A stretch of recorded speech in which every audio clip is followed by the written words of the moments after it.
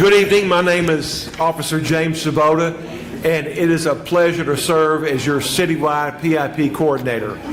Welcome to the Chief Citywide PIP meeting, and thank you all for attending tonight. We have a very important special meeting tonight. And of course, those members that are signing on live stream. I had a lot of phone calls the last couple of weeks that this is spring break for some folks, and some people, they have children, pets at home, so or elderly people that they have to take care of, so they said that they would be watching live stream. So our live stream attendance is really growing. And also, there's a lot of members that are also volunteers in the PIP program. Some of them live in Conroe, some of them live in Spring, and they asked to start a PIP program in Montgomery County. So I have to get with the chief on that, but thank you very much for attending tonight. As a courtesy, could you please silence your cell phones? The PIP program's goal is to work together with all of the stakeholders from every single community, and our goal is to reduce crime in this great city. We have a very informative agenda this evening. If you have a divisional question or a concern, please get with your station's captain and our staff after the meeting. We really do appreciate it if you can do that. As all of the PIP divisional groups play a very important role in all of the communities, I'd like to introduce a new PIP community group who was recently networked with. The name is the Center for Success and Independence, which is a residential facilities for adolescents in Northwest Houston. They serve 12 to 17-year-olds who have substance abuse, mental health, and behavior issues. And also, we got a phone call just recently from a police department just right outside of Dallas, and they inquired on the success of the PIP program. So I think they're actually signing on tonight for the live stream. So they want to know more about what we do. So, and they said they would drive down from the Dallas area, maybe the next meeting to attend. Next, I'd like to talk about a divisional PIP success story. Recently, our Midwest PIP community members were provided some very important information at their meeting. And they had a rash of burglaries that were taking place in their community. And what happens at the divisional PIP meetings, they come and they bring information, and they actually brought doorbell videos, photographs of these suspects. And is anybody here from the Midwest PIP tonight? Midwest? Thank you very much. We attended the Midwest meeting and it had a full house, and it was really great. But I want to thank the PIP members for bringing that to the attention of the PIP staff there and the station's captain. And from what I understand, they arrested that suspect. So it takes stakeholders like yourself to get involved in these meetings. Sometimes we need help. We need clues many times to help reduce crime and to make arrests. So we want to thank you very much. We have some really good resource tables. We have the Harris County Bureau of Pollution Control. We also have HPD's Victim Services, the Harris County Property Tax Division, and we have the Harris County DA's office, and they have their resource tables there. And we want to thank everybody after the meeting. Go over to they have some great resources. Next, we'd like to introduce our Citywide chairperson, Joan Bouchard. Joan, you want to come up?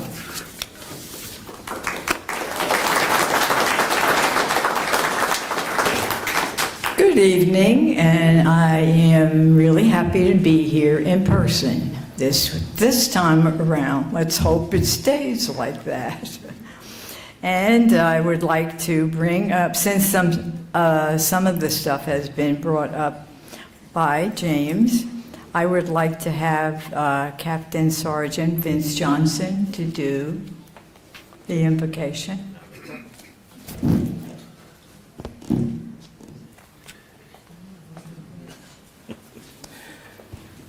Good evening, everyone.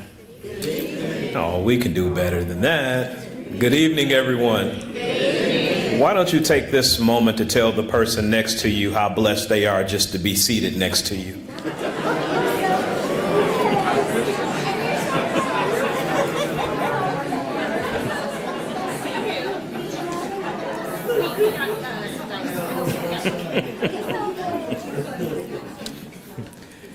Now we feel a little bit better. That's called an icebreaker. Would you pray with me? Our Father and our God, we thank you for this moment together.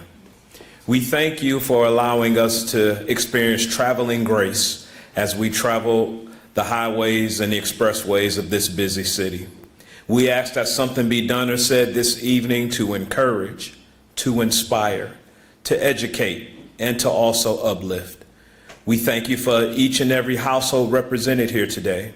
And we thank you for the Houston police officers who are here as well. Continue to look over this city. Bless us and keep us. It is in your name we pray and give thanks. Would everyone say amen? Amen. Thank you. Thank you, Vince. I'd like to point out also, in the last month, we have had a lot of phone calls on the topic of scams. And I know we all get emails, we all get phone calls claiming that you want a prize. All you got to do is just send us the tax of a few $100s. I want to warn everybody here, you know, there's old saying, there's nothing free in life. So when you get that phone call, that text, or that email saying that you want a prize, hang up, delete, delete, delete. So there's a lot of it going on, and we're getting phone calls from a lot of the PIP members that said, what should I do? You know, it sounds like maybe they're going to give me a couple $100,000. Don't even go there. Like I say, delete and don't even speak to these people because they will try to find you. So again, be aware of all the scams that are out there. Thank you. Joan?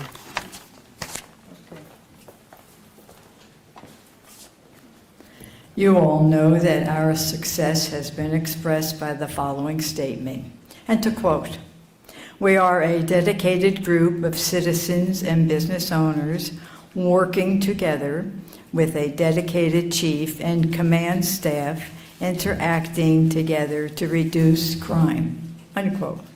We would like to thank all of you and your participation to gain the growth and recognition from other cities and police departments. It takes a lot of work to make sure that something gets moved, and usually it's kind of tough to make sure that everything goes the right way. And so far, knock on wood, we have made it go the right way.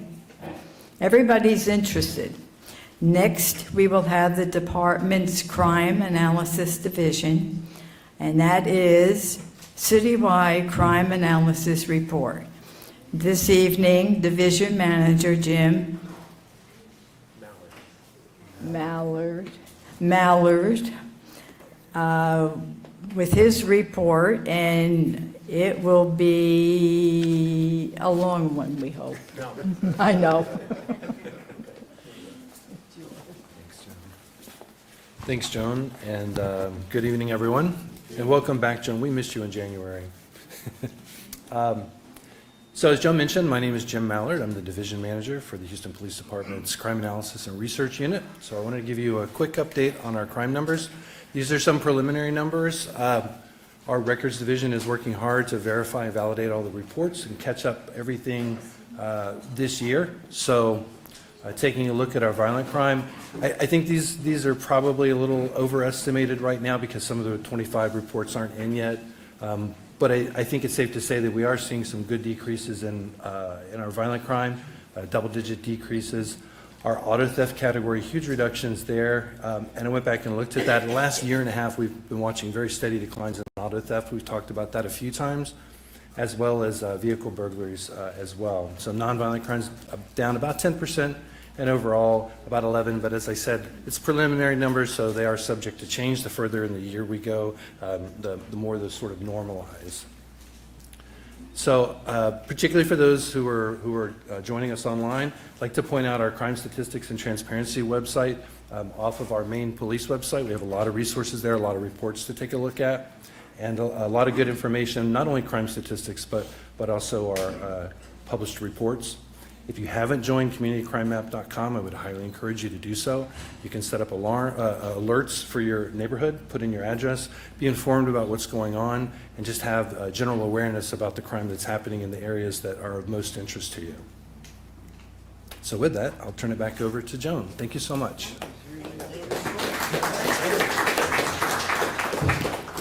That was really, really short. I made a mistake. Sorry about that. Okay, next, we would like to introduce Assistant Chief Anderson. I know she's here. Okay, I see her waving. It's all yours. Thank you. Good evening, everybody. My name is Jessica Anderson. I'm the Executive Assistant Chief of the Houston Police Department. I'm here on behalf of Chief Diaz tonight. He is out running the roads with the mayor today. As I think everybody knows, he works very hard to see what's on the ground and what's happening. So he wishes he could be here today, but he's out with the mayor. Thank you for being here tonight. It's important that we get together like this. We really value the input from you guys, and it's important for us to have face-to-face dialogue with you and talk to you. We're really excited to have District Attorney Sean Teare with us today. I don't want to steal the intro, but as you guys know, there are three pillars to the criminal justice system, right? There's the cops, there's the courts, and there's the DAs. And so to have two of them in the room here today is really exciting to give you guys kind of the message of what we're looking for and how you can help us in our endeavors. So with that, I will turn it over and we'll get started. Okay. Don't go. Stay right here. Yes, ma'am.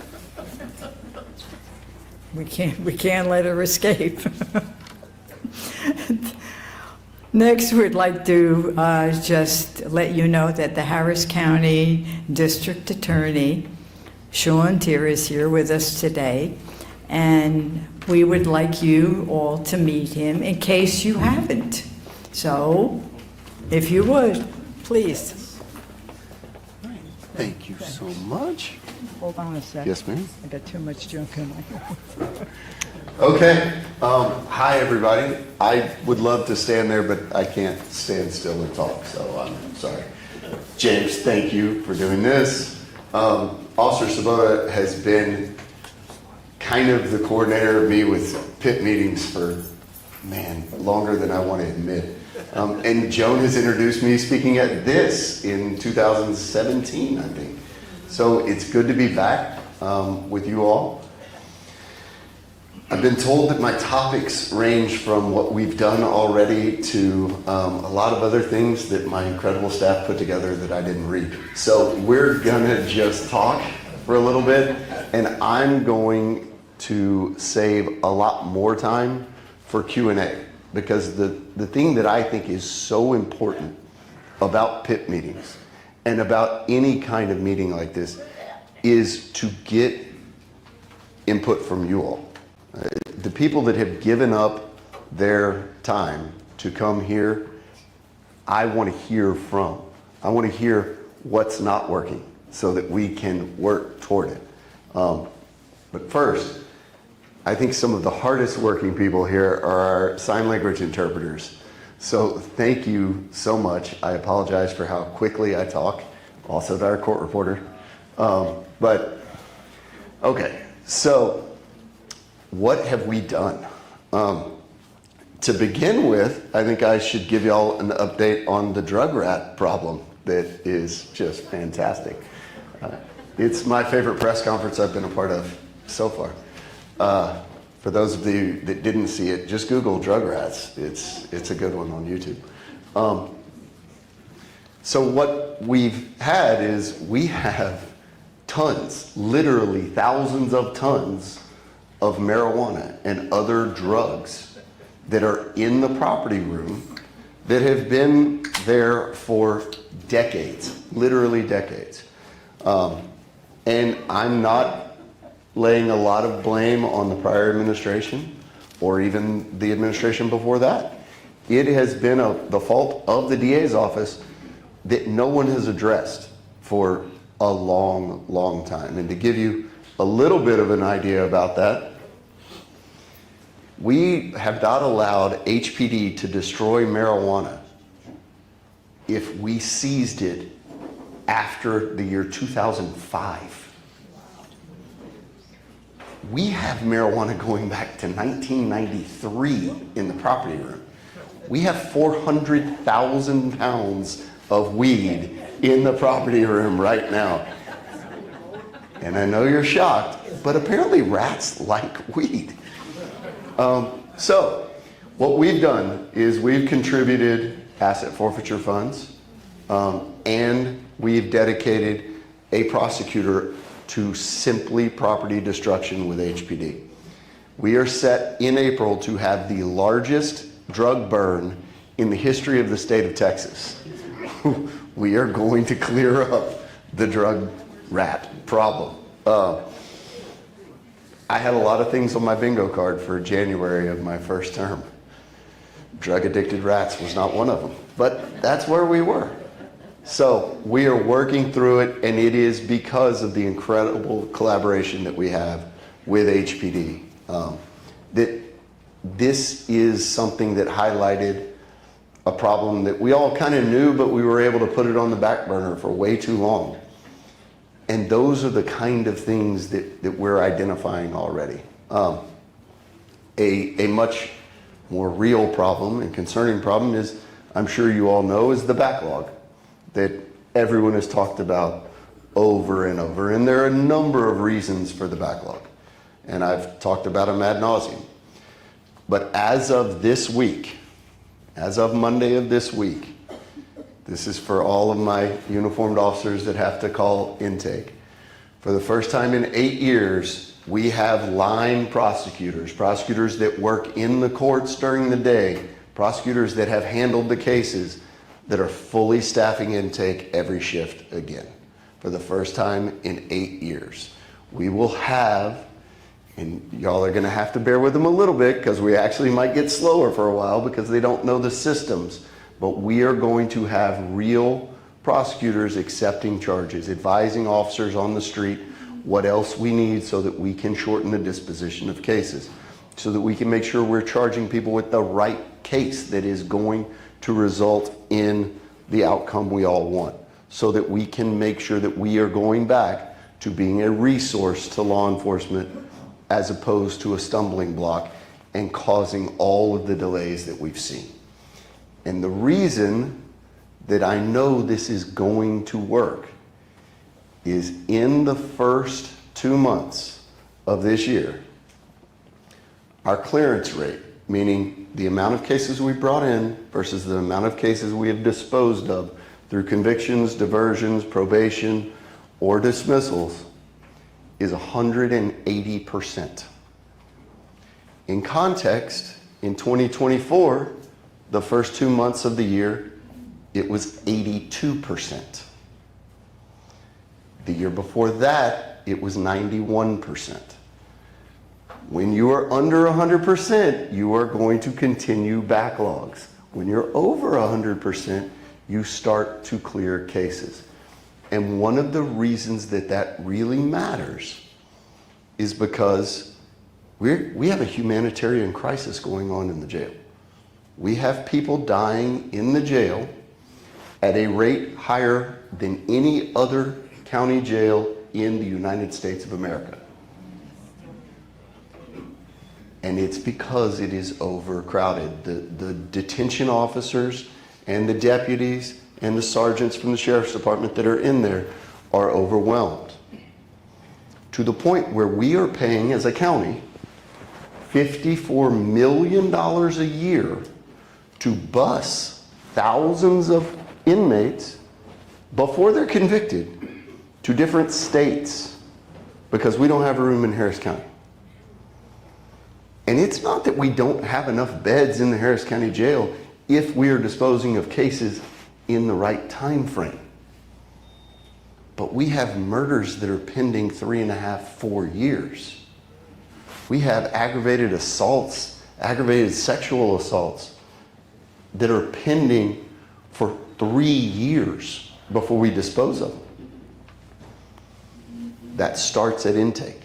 That starts at advising the officers, while you're on that scene, I need you to collect X, X, and X. I need you to go talk to this person. I need you to go pull that surveillance footage, because as a prosecutor, I've tried this case a number of times. I know what I need to prove it. We don't and haven't had that for a number of years. We're getting back to that. It's going to shorten the amount of time from arrest to disposition, because on the back end, when we're having to get our investigators or call the officers 3 months later and say, hey, can you get that surveillance footage? That surveillance footage is gone. Can you talk to that witness? If we find that witness doesn't remember the same stuff that they remembered that day.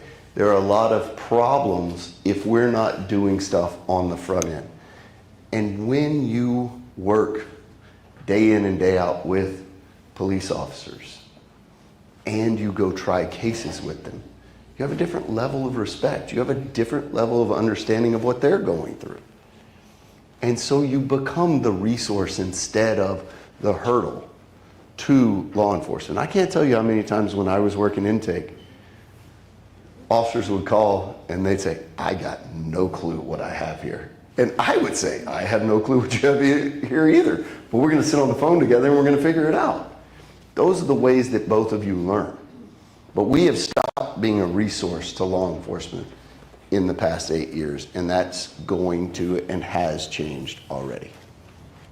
The other things that we have done already that are going to continue to increase is we created the very first ever Domestic Violence Bureau. We are taking every single intimate partner violence case into one bureau, handled by the same prosecutors that are trauma informed, that are staffed with victim assistance coordinators and all of the other support staffs that are needed to handle intimate partner violence cases. Because if you don't have that background and that training, you're not going to understand why a victim recants. You're not going to understand why their stories change from one interaction to the other.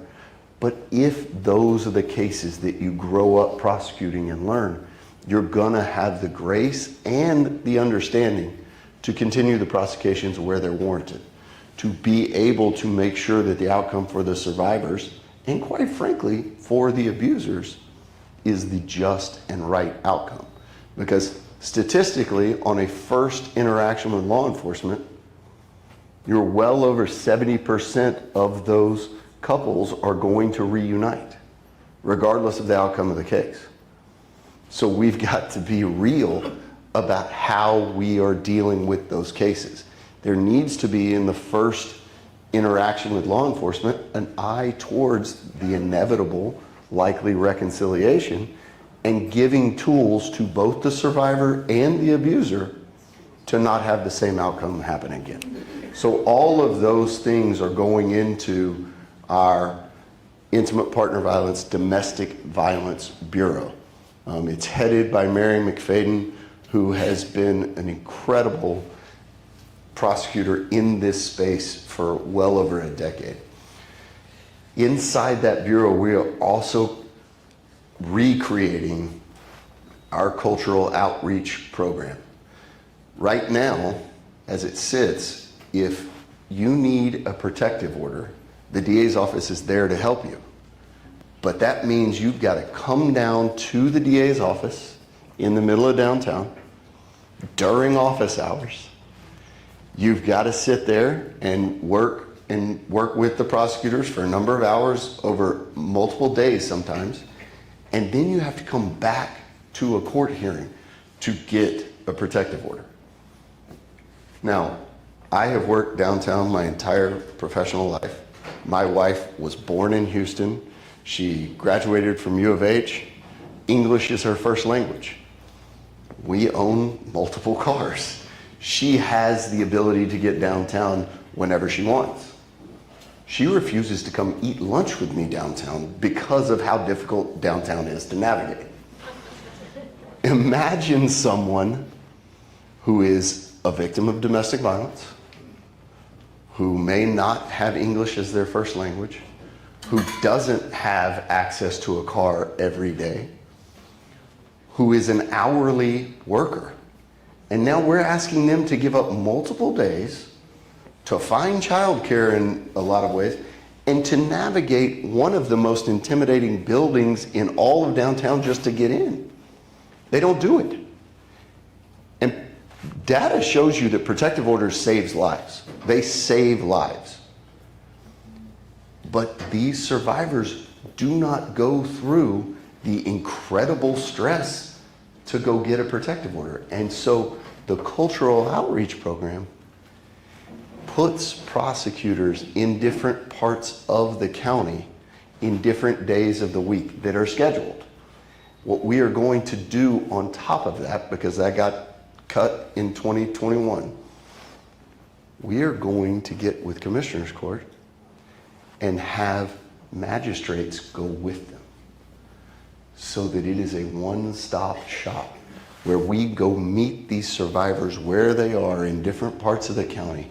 We help them apply for the protective order, and then we have them meet us in those locations where they actually get the protective order granted by the judge, as opposed to having to come multiple times downtown.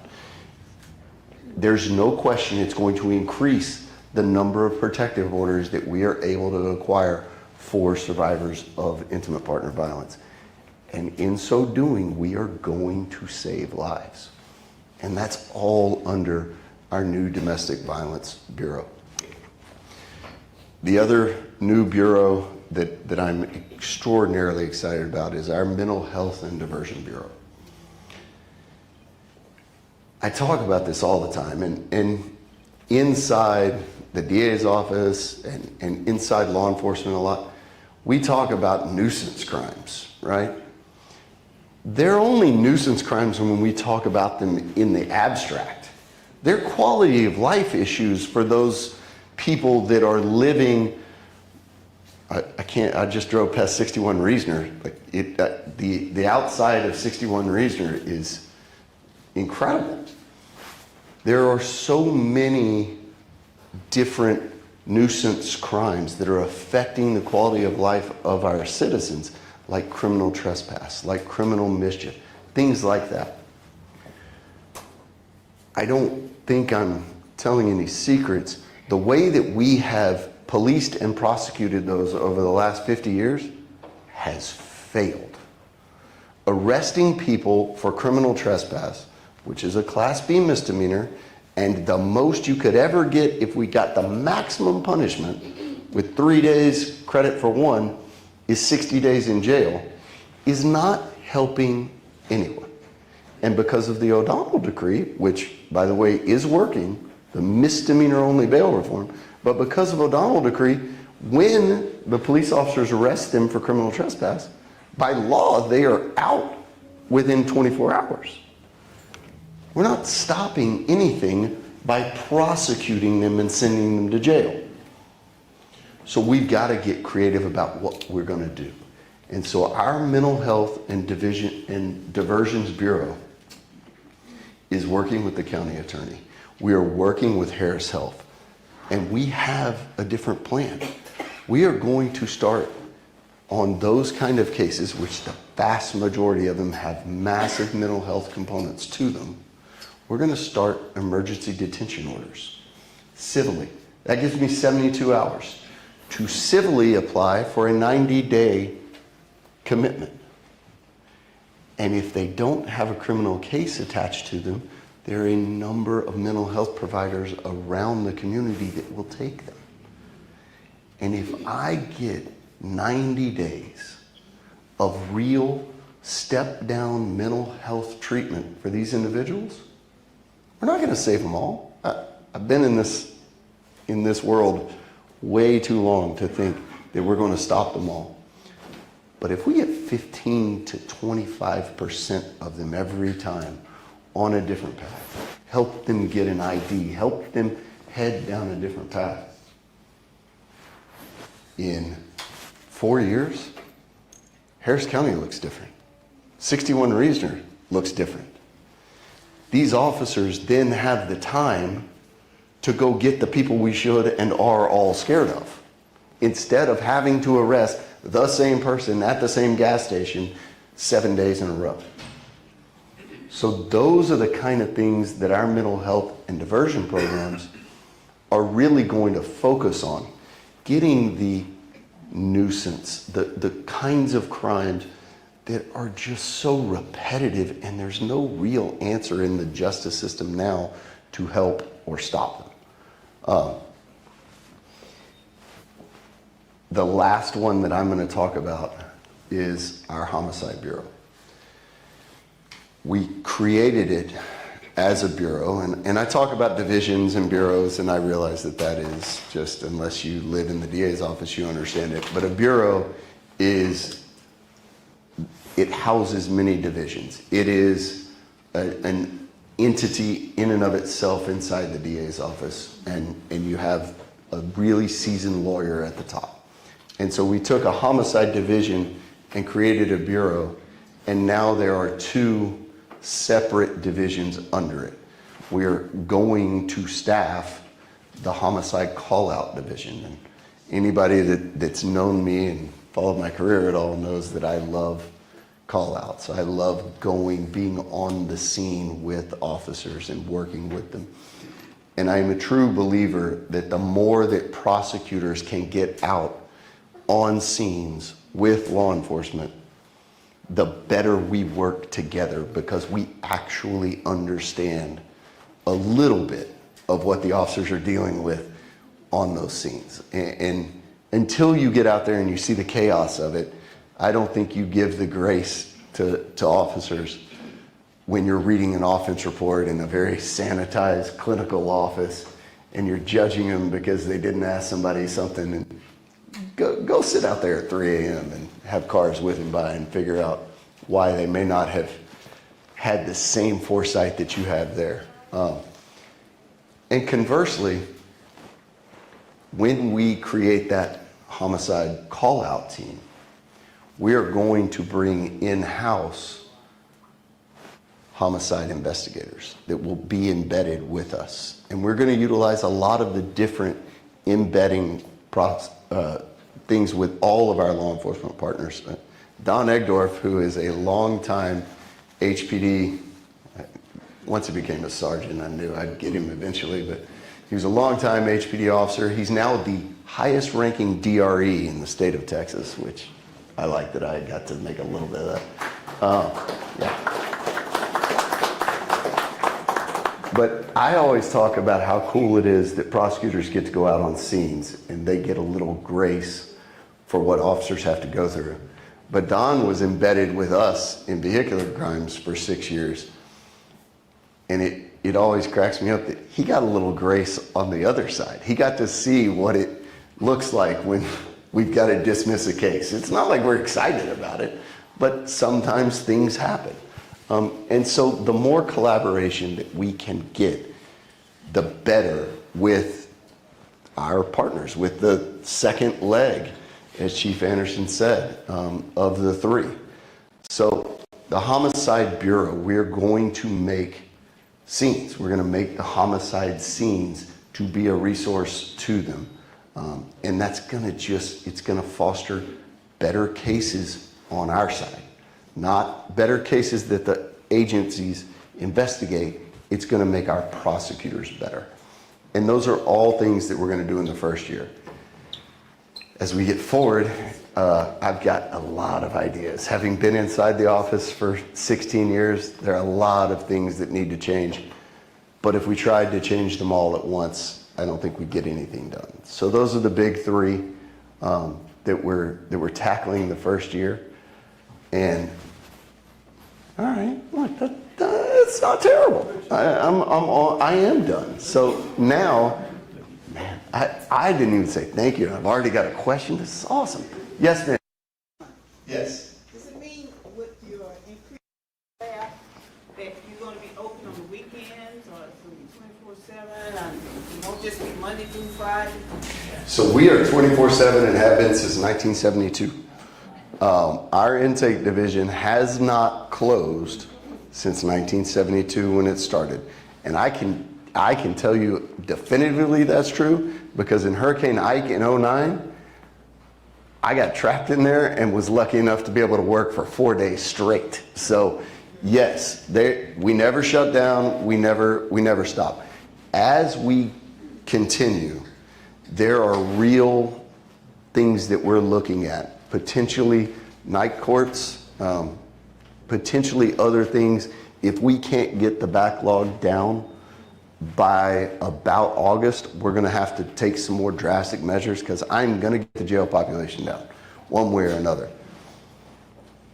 We're always open to an extent, but I also truly believe in hiring and bringing in the best and the brightest. And it's a tough sell on getting really good candidates that want to sign up to work midnight to 8 with a law degree. Volunteers too? Do you accept volunteers sometimes? Do you- Capacity? We accept all kinds of volunteers. We have a really robust volunteer program. We do. And Shakira Dennis, wherever she is in my community outreach, would love to listen to your ideas and take you up on that, because I feel like you just volunteered, right? Yeah. Yes, ma'am. God, that was loud. Sorry. In the spirit of the PIP mission, what can Harris County citizens do to help your department? So this is it, for those that didn't hear, it's what can the citizens of Houston and Harris County do to help the DA's office. And truly it's showing up. It's being the resource to law enforcement. When you see something, call. I mean, I can't tell you how many DWIs we got off the roads because citizens just call. If there's an issue, call. And then participate. Once you call and you report a crime, your job's not over. You got to come talk to us. And when we subpoena you, you got to come.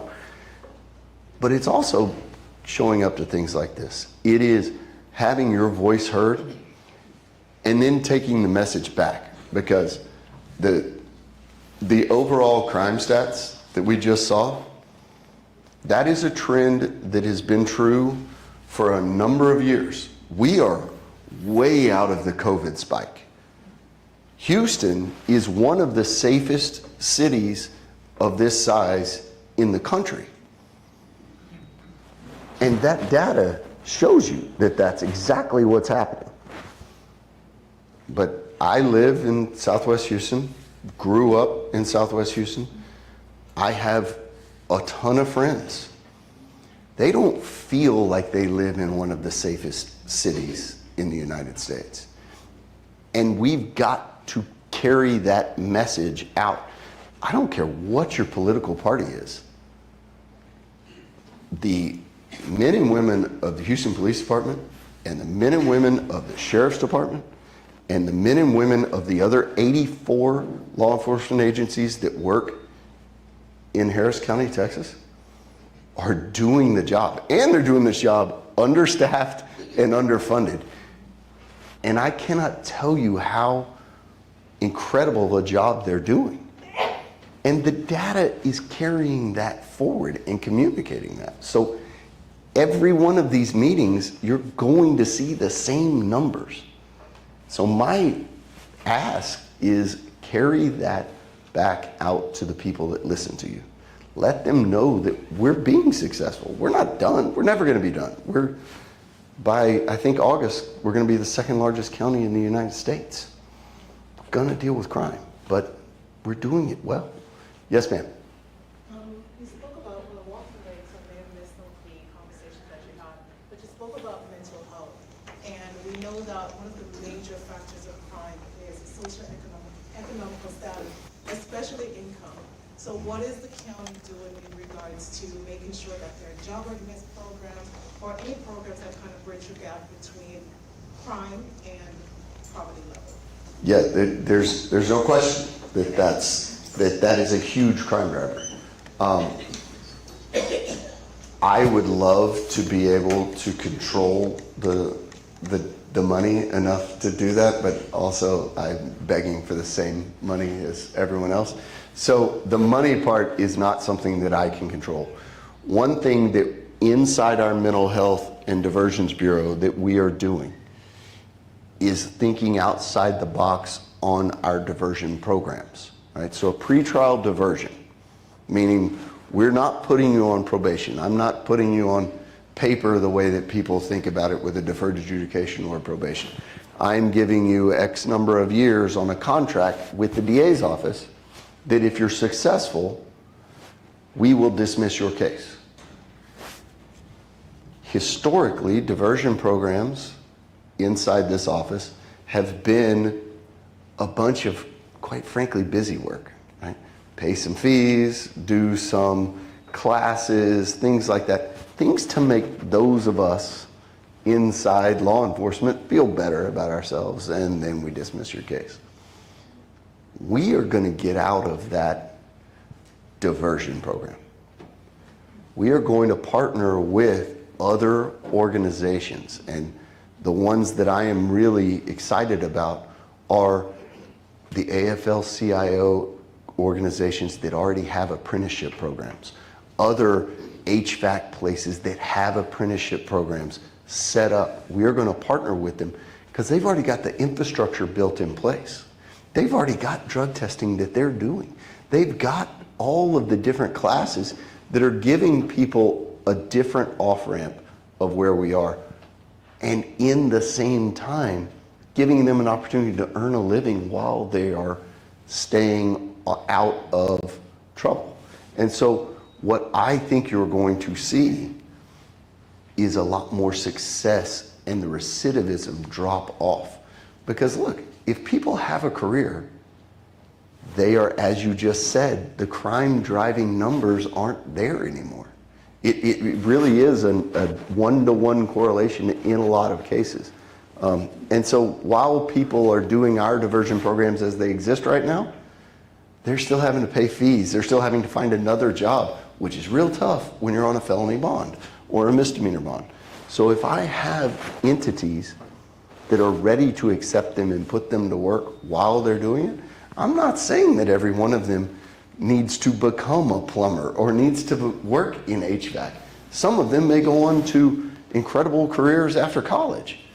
But while they're doing that, we're going to give them another avenue to get out. And so that is, without having any real money, that is the way that I think we're going to approach tackling the obvious correlation between socioeconomic status and crime. Yes, ma'am. I feel there has been weaponization by taking innocent citizens to court for being on public sidewalks.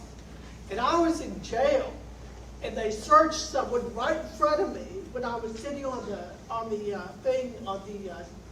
bench. And then he told the guy to sit down, and I called the desk sergeant over, and I said, no, you need to search him again, because I knew that he was hiding something, and I told him where to look. And then he comes around, she found the drugs. She found the drugs on him.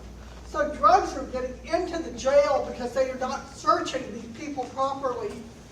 And I mean, I don't want a medal or anything. I just think that I shouldn't have been there to begin with, because I was on the public sidewalk.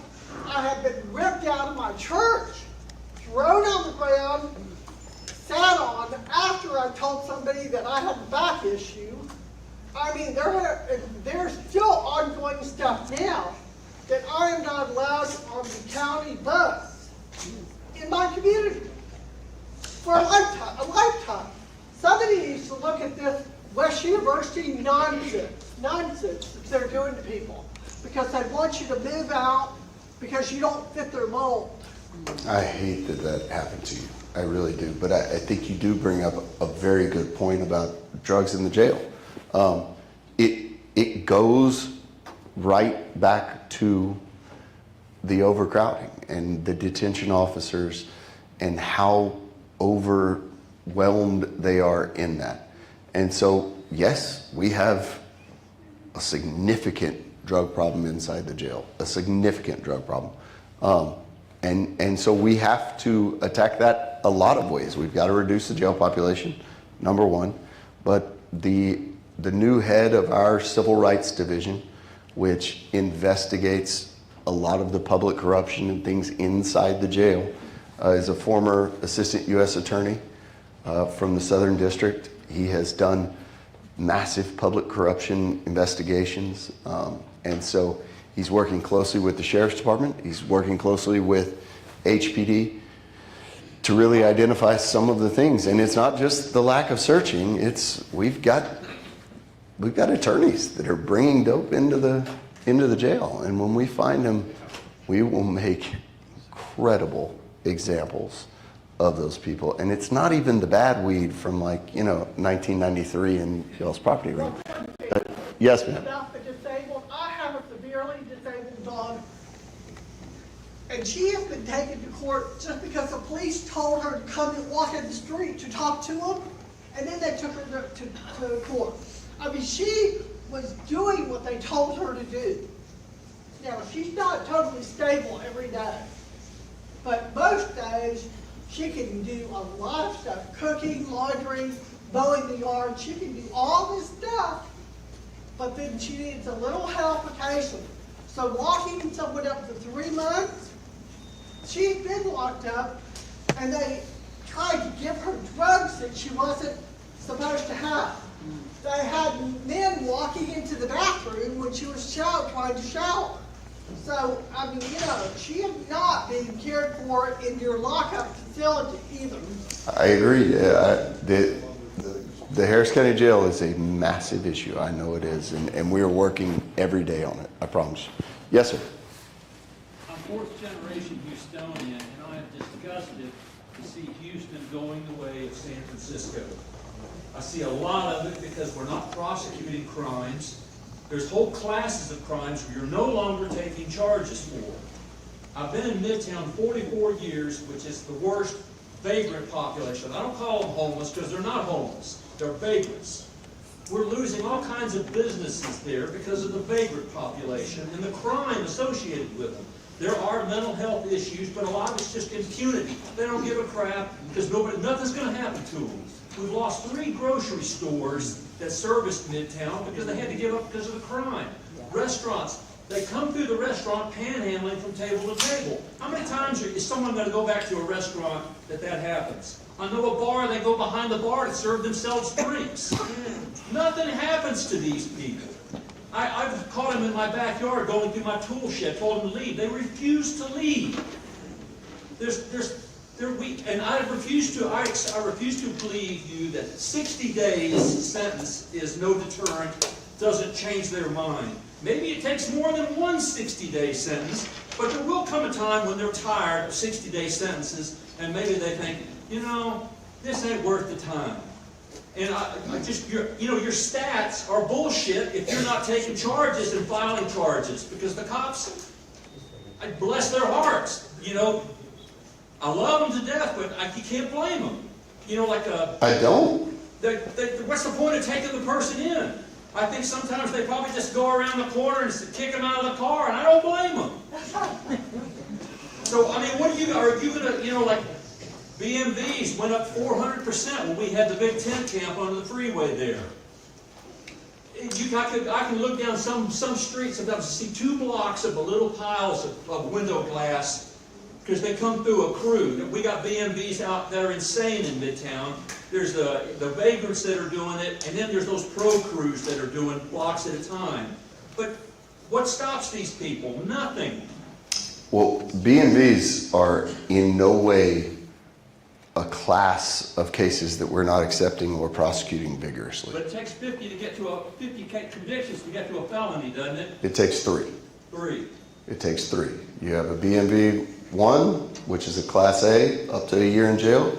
You have a B&B enhanced, which is a minimum of 90 days, and then you go up to a 3rd-degree felony on a B&B. I get your frustration. Trust me. You have me by 1 generation as a Houstonian. I've grown up here. I'm raising my 4 kids here. I absolutely get your frustration. And trust me, when I tell you there is not a class of cases, not a single class, that we are not accepting the charges on. Burglary of vacant commercial buildings? Absolutely. It's a state jail felony, a burg building. Somebody stopped for a while. I don't know about now, but. No one in this office, and I've been in this office a long time, has ever said we are not taking burg buildings anymore. That is not a thing. I get the frustration of the officers. I 100% do, and it's why we're going to work with them. But rest assured when I tell you that we are going to never go to the level of what we've seen in a lot of cities. This is Texas. This is Houston. That is not going to be, well, it's not what I believe in. As long as I am the DA here, there is going to be accountability. Shoplifting below $800? 100% there's accountability. I want CVS's to stay. I want the stores to stay.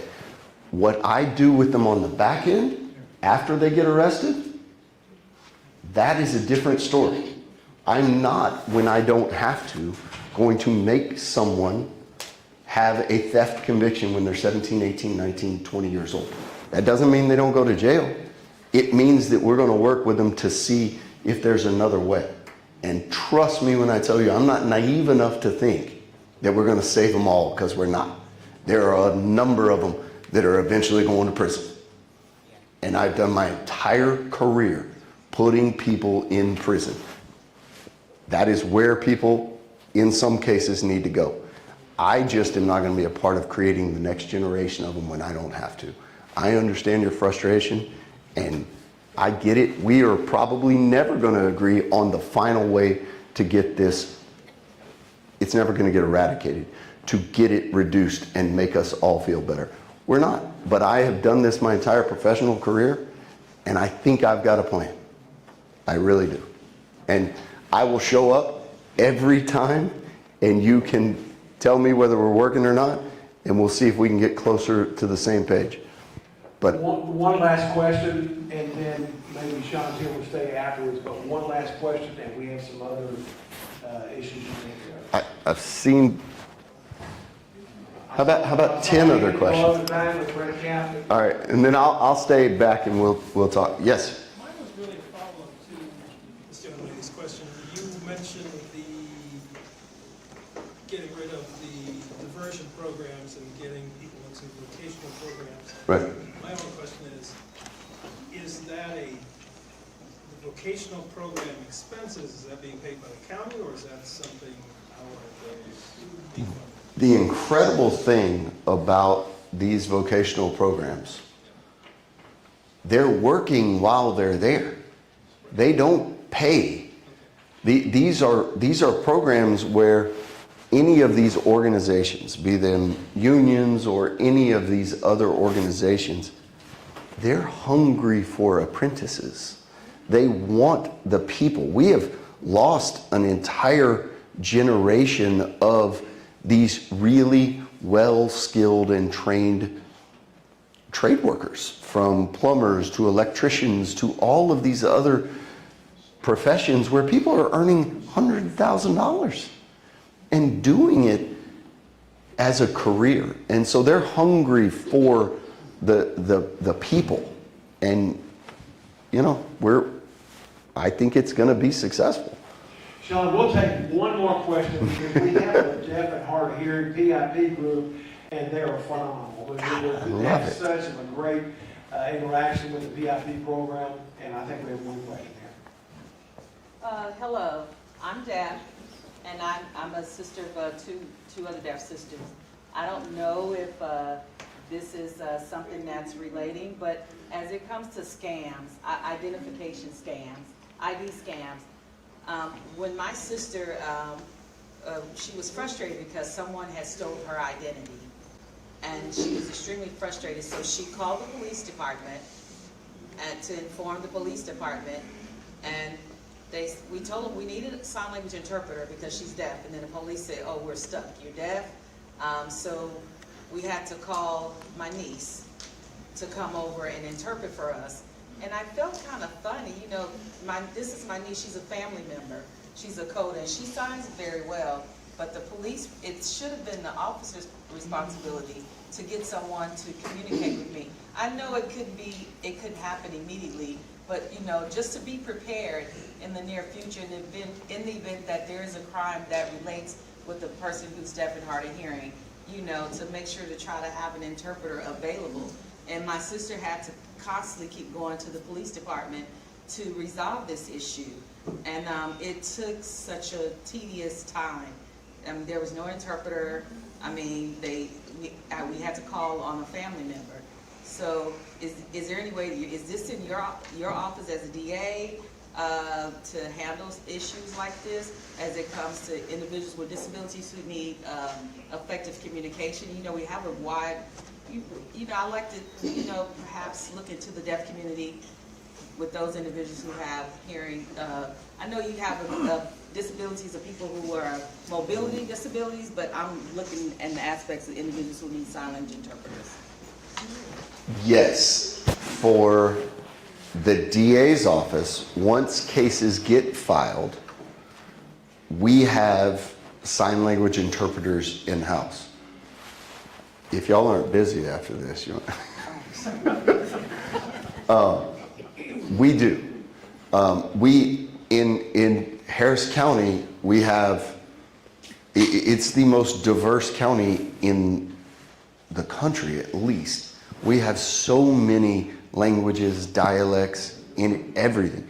We have a number of translators inside the DA's office to help with court appearances, to help with just communicating with victims and witnesses, and to help with translating when individuals have to testify. We use, or we loan those in some cases to agencies once we have one case filed, if we're trying to kind of continue an investigation. But there's not enough. There aren't enough in all of these. I hate that happened to you. Sean, if I could comment on Yeah. that on behalf of HPD, we just created a new policy several years ago, and we have a policy, we must follow ADA laws, Americans with Disability laws, and we do have interpreters that come out, and will come out to a scene, or we have the video remote interpreting devices at all the stations. Now, it's very important because we're in the process of educating every single cadet that comes out of the academy. And I teach that class, and we have a general order, 500-13, I have memorized, that we must, not shall, we must provide a sign language interpreter. And I'm sorry that you had to go through that, but we most definitely are educating all of the police officers. Now, when I came through almost 40 years ago, we had no education on sign language interpreting, but we're in the process right now of enhancing that and educating all the officers. When they do respond and find out that they're deaf, we will move forward with that and make sure that that's taken care of. Okay. Okay, well, listen, Sean, we want to thank you very much, and I'm sure he'll stay back. And Sean, you're right. You know, many years ago, Sean was at a different role there at the Harris County DA's office, and what was amazing is we were out there with some of the PIP members, and Sean is out there dodging cars that's doing like 100, 125 miles an hour on the Beltway racing, and he prosecuted, and so he was a hands-on guy. But actually, we want to thank you all in the PIP program, and of course we talked about the success at the Midwest.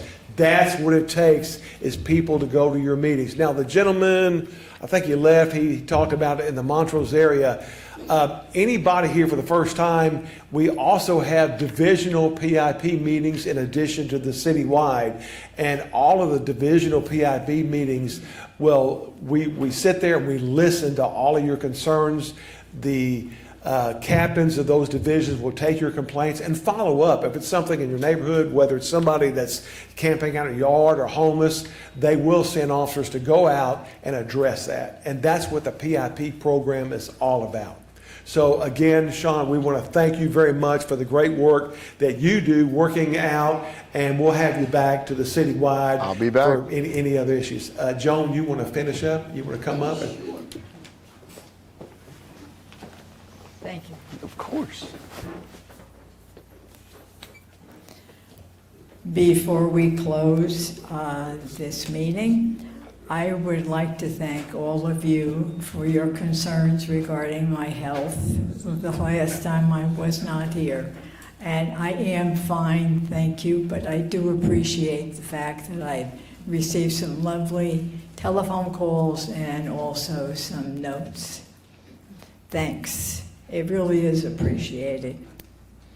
On behalf of the Citywide Board, Divisional PIP officers, and the entire command staff, we would like to say thank you to all the PIP members and the PIP program goal, which is crime prevention.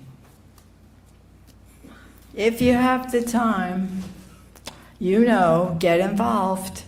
And if you don't have the time, make the time. It's your neighborhood, it's your city, and you should be able to have time to say a few words regarding that. You were invited by the district attorney, so be careful what you ask for. all of you, just get home safely, please. And don't get crazy when the rodeo traffic comes out, okay? Just be very, very careful.